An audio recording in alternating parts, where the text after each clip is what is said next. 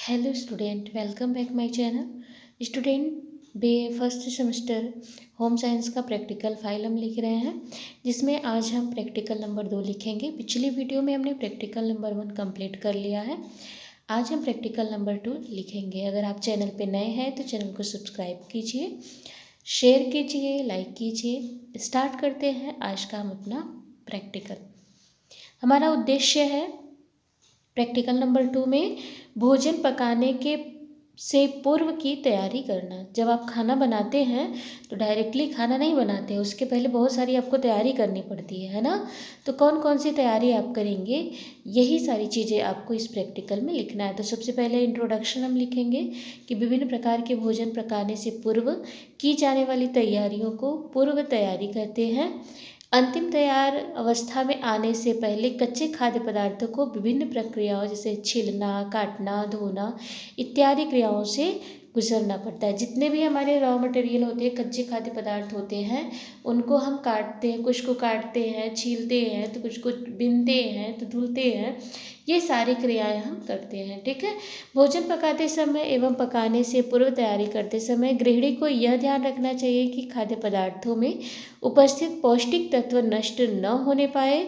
इसके लिए जैसे चावल है तो उसे अधिक जल में मलमल कर धोना, ये साफ नहीं करना चाहिए, अन्यथा उसमें उपस्थित पौष्टिक तत्व पानी में घुल करके नष्ट हो जाता है। इसी तरह से हरी साग सब्जियों को काटने से पूर्व ही धो लेना चाहिए, अन्यथा जल में घुलनशील विटामिन साग में से नष्ट हो जाएंगे, ठीक है।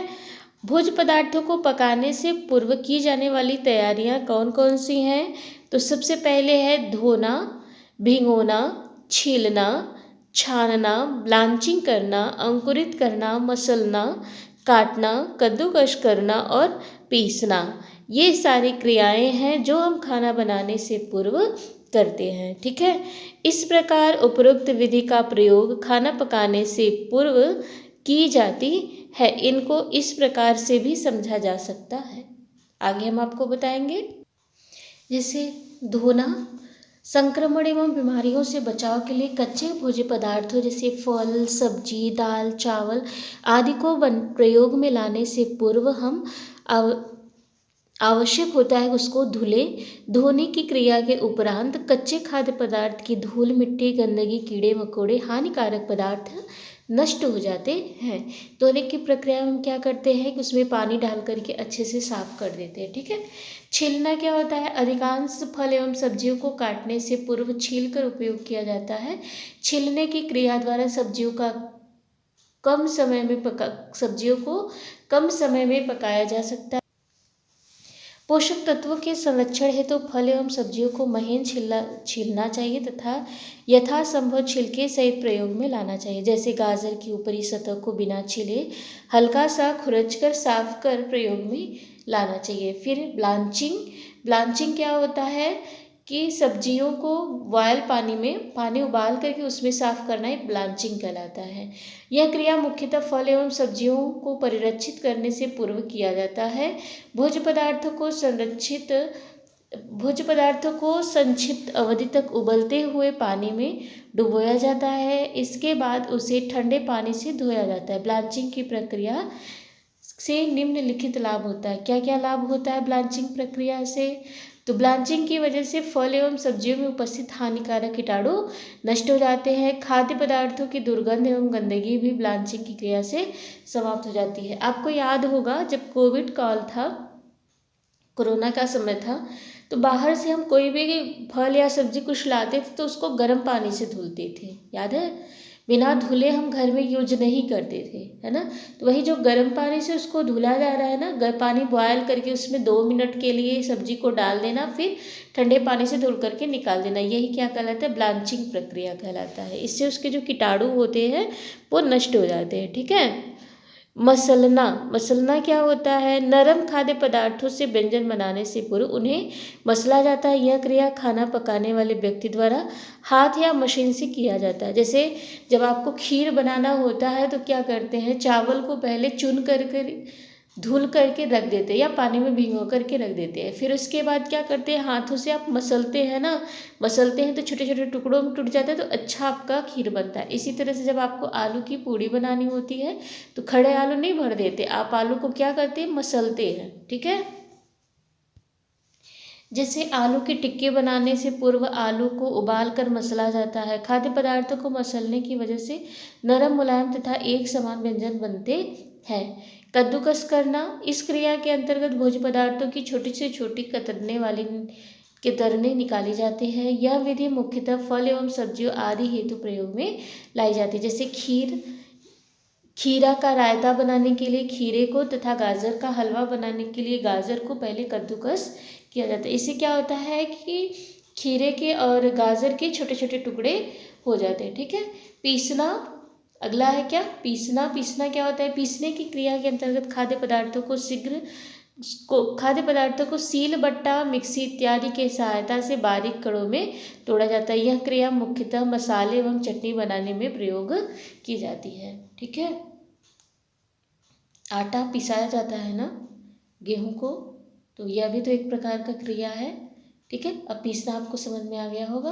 भिगोना, यह क्रिया मुख्यतः दाल एवं चावल को आसानी एवं शीघ्रता से पकाने के लिए प्रयोग में लाई जाती है। दाल एवं अनाज को तरल पदार्थों मुख्यतः पानी में भिगोया जाता है। भीगने की वजह से खाद्य पदार्थ में उपस्थित हानिकारक तत्व नष्ट हो जाते हैं तथा भोज्य पदार्थ सुपाच्य हो जाता है। उसके जो स्टार्च होते हैं वो क्या होते हैं, फूल जाते हैं, जिससे कि भोजन क्या होता है, सुपाच्य हो जाता है। इसके साथ साथ जो अंकुरण होता है, जब भोज्य पदार्थों में अंकुरण हो जाता है तो उसके पौष्टिक वैल्यू भी बढ़ जाते हैं। ठीक है, उसमें पौष्टिक तत्वों का मात्रा जो होता है वो बढ़ जाता है। अगला है छानना।